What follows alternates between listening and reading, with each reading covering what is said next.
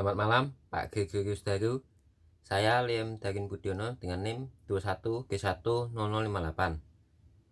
Di video reaction kali ini saya akan membahas tentang ringkasan dari artikel yang berjudul Peranan Filsafat Bahasa dalam Perkembangan Linguistik oleh Raden Arif Nugroho.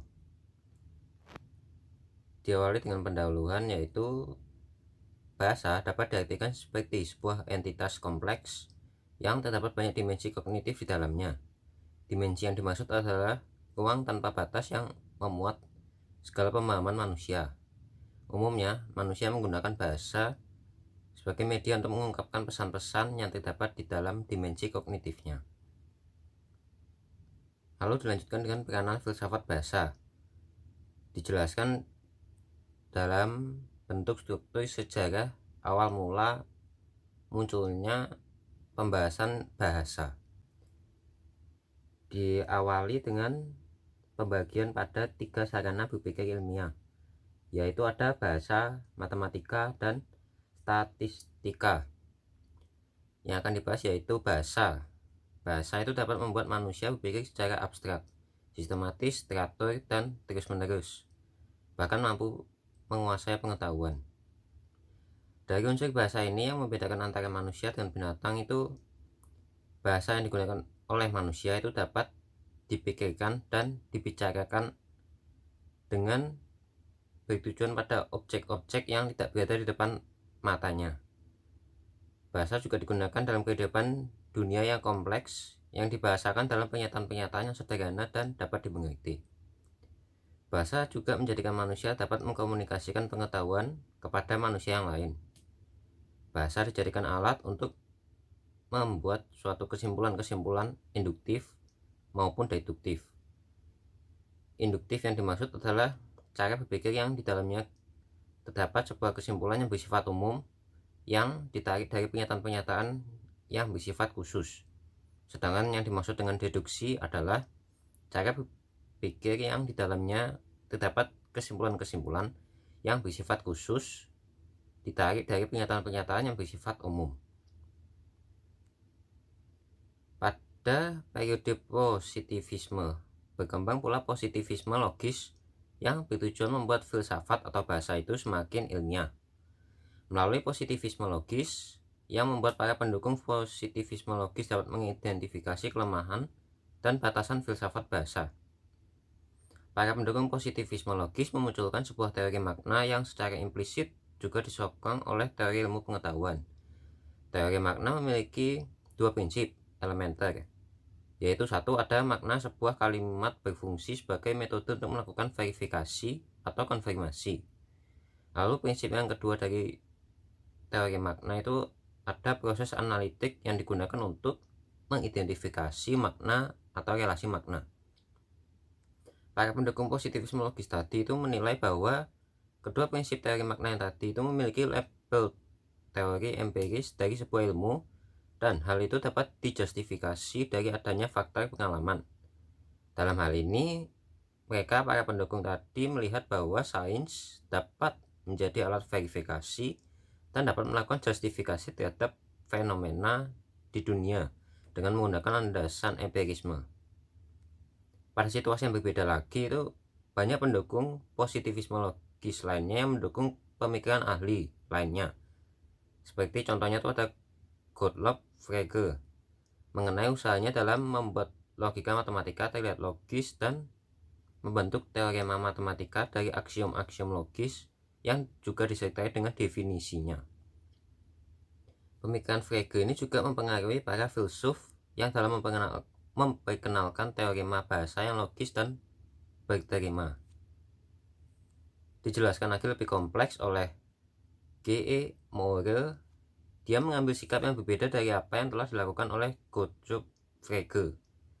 Dalam perkembangan linguistik, Frege itu memasukkan unsur-unsur logika, sains, atau matematika dalam diskusi-diskusinya mengenai linguistik atau bahasa. Sedangkan yang dilakukan Moore itu dia lebih mengutamakan contoh-contoh praktik dalam ranah bahasa untuk sumber-sumber pembahasan linguistik. Bahkan ada lagi yang bernama Burger itu menganggap apa yang dilakukan oleh Frege itu hanya menghasilkan teori-teori kuat saja dan berdasar atas intuisi pribadi yang kurang dapat diandalkan. Selain itu, Burger juga menganggap apa yang diperbuat oleh Moore sebagai sebuah pemikiran dengan contoh-contoh nyata yang luar biasa, tetapi tidak dapat diandalkan secara prinsip. Frege itu dijadikan sebagai pionir pengembangan linguistik yang memperkenalkan hubungan antara sense atau logika dan referensi. Argumen itu menghasilkan sebuah diskusi yang menghubungkan antara bahasa dan pikiran.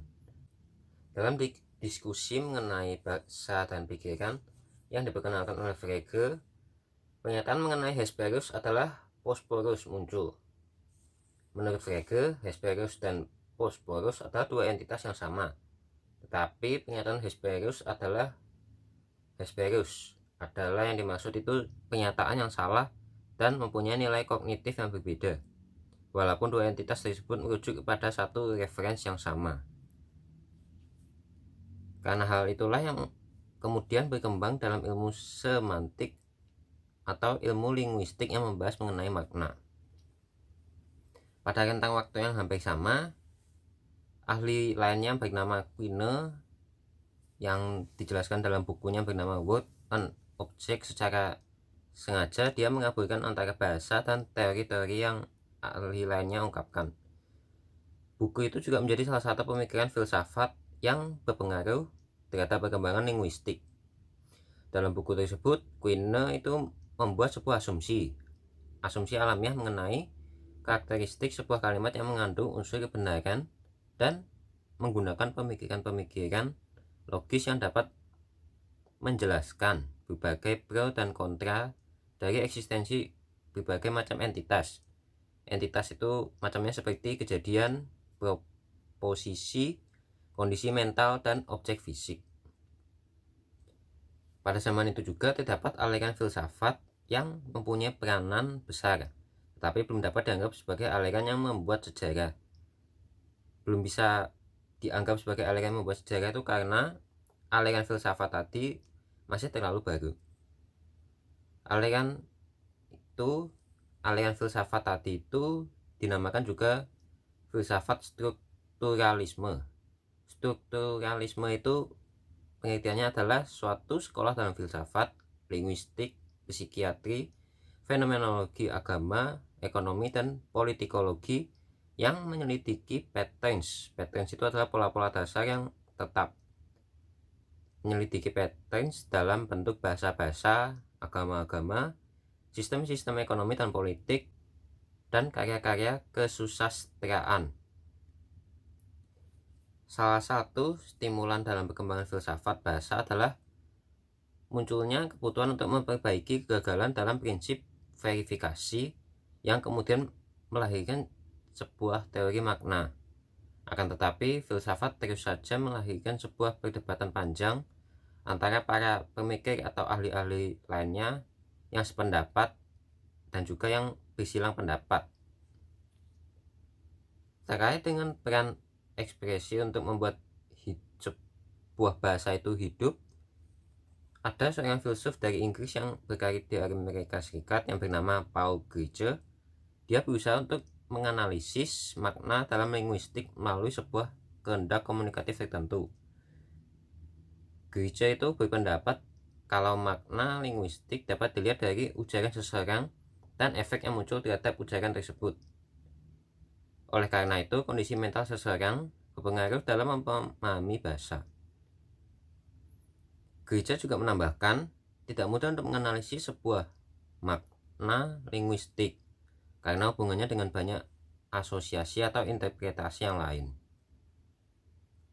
Lalu pada tahun 1970-an, filsafat bahasa mulai kehilangan posisinya dalam diskusi-diskusi filsafat.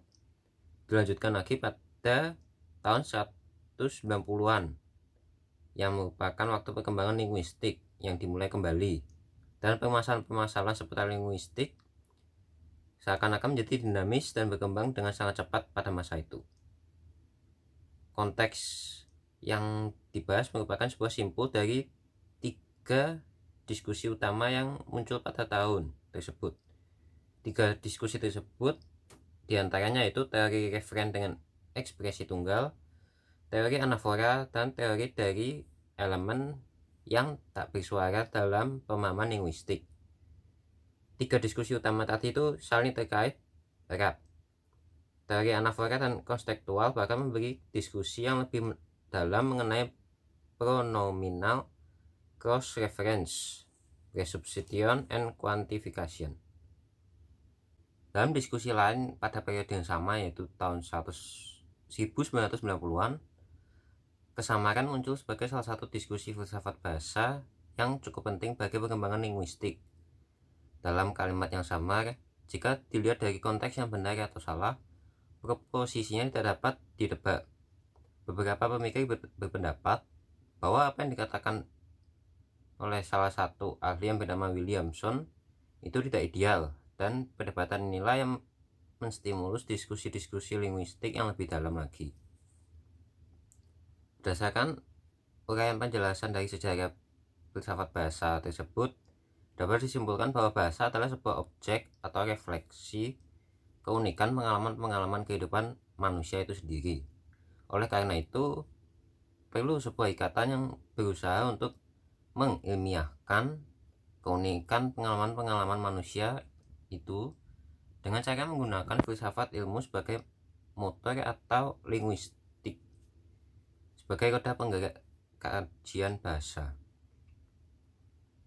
Kesimpulan secara keseluruhan itu, berpikir itu merupakan kegiatan untuk memperoleh pengetahuan yang benar.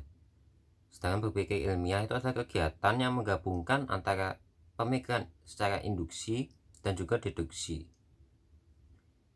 Penarikan kesimpulan secara deduksi atau deduktif biasanya menggunakan pola yang disebut silogismus atau silogisme. Silogisme itu tersusun dari dua pernyataan, yaitu antara premis mayor dan premis minor, dan sebuah kesimpulan. Suatu kesimpulan atau pengetahuan akan benar apabila 1. Premis mayornya benar, 2. Premis minornya benar, dan juga yang ketiga, cara penarikan kesimpulannya pun benar. Sedangkan yang induksi itu berkaitan dengan empirisme. Empirisme itu paham yang memandang fakta yang ditangkap oleh manusia. Berpikir ilmiah atau metode keilmuan itu tadi merupakan kombinasi dari empirisme dan rasionalisme. Sarana berpikir ilmiah menjadi alat untuk membantu langkah-langkah ilmiah mendapatkan kebenaran, memungkinkan untuk melakukan penelaahan ilmiah dengan baik, teratur, dan cermat. Bahasa itu menjadi alat bagi para filsuf-filsuf tadi atau ahli-ahli untuk menarik kesimpulan-kesimpulan baik bersifat induktif ataupun deduktif. Dan bahasa juga memungkinkan para filsuf tadi melaksanakan silogisme dan menarik kesimpulan atau pengetahuan ilmiah. Manusia hanya akan dapat memahami satu dengan yang lainnya dengan kata-kata yang dibahasakan. Bahasa memiliki orientasi yang subjektif dalam menggambarkan dunia pengalaman manusia. Eksistensi subjektif inilah yang dicoba dimengerti dalam diskusi-diskusi mengenai filsafat bahasa dan kajian linguistik. Perkembangan linguistik tadi tidak dapat dilepaskan dari peran filsafat bahasa, yang artinya dua hal ini saling berkaitan. Filsafat bahasa dan linguistik pun memiliki keterkaitan yang saling mempengaruhi.